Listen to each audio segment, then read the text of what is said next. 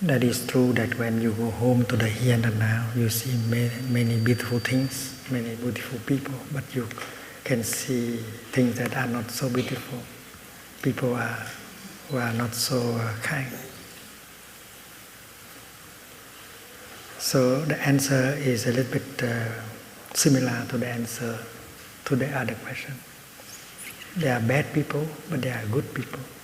There are nice people, there are mean people. There are positive things and there are negative things. But life is like that. There is the mud, there is the lotus. And without the mud, no lotus can grow. That is why suffering, the suffering which is there, is something normal. And the problem is not suffering should be there or should not be there, but how to not be drowned into suffering, how to skillfully make good use of the suffering in order to create happiness. So the people who are doing harm to the world, they are killing, they are destroying. If we look deeply, we see that maybe they don't want to kill, to destroy. They do not have the joy to kill and to destroy.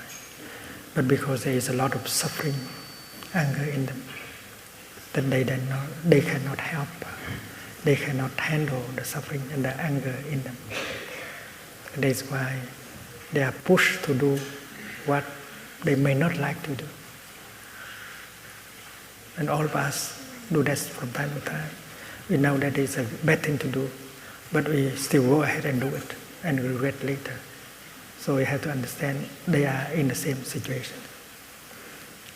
They may not be willing to do it, but because there's so much anger and hate and violence in them, that they cannot resist doing that. So the problem is not to punish them, but how to help them. Help them transform the anger and the suffering in them. It must be different ways to help. If we use a gun, we shoot them. We don't help them. If we lock them into prison and punish them,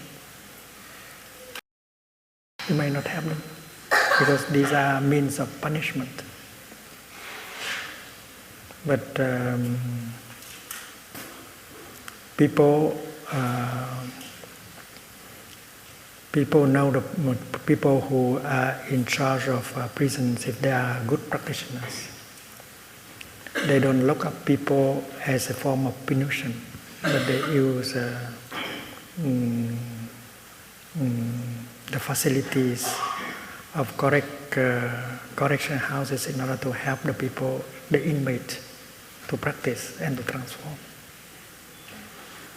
And if guardians of prisons, they know the practice of mindful breathing and transform the anger, they might be able to help the prisoners, the inmates, the prisoners, to do the same. So sometimes you have to lock people up so that they will not continue to destroy and to kill, but to lock them up out of compassion and not out of anger. That is possible. And when we have locked them up, we will tell them that you are forced to do so, but we want them to collaborate with us, practicing mindful breathing, calming the anger, saying things fully, developing compassion, and you will get out of prison very soon if you practice.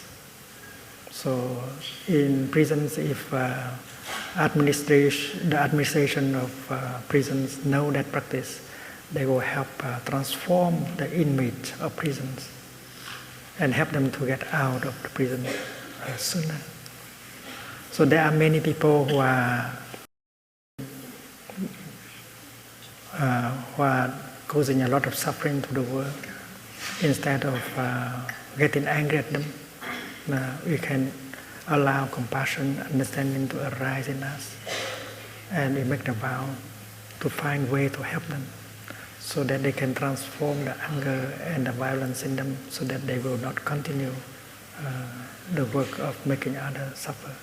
So if you have that kind of desire in you to help people, you are a truly bodhisattva, a Buddha, even if you are still very young. We have many young bodhisattvas in the world.